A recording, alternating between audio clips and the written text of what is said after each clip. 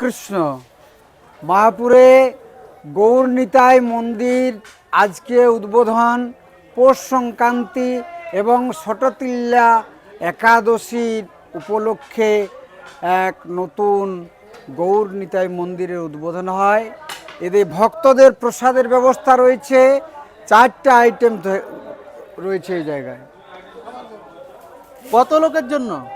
প্রায় 12,000। 12,000। কি কি হয়েছে একটু দেখাবেন? এই যে সাবুর পোলাও হয়েছে।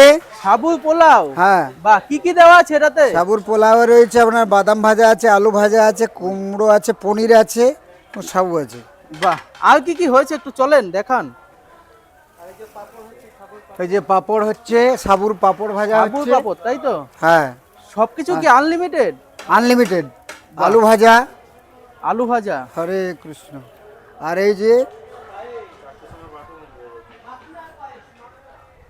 পায়েস রয়েছে।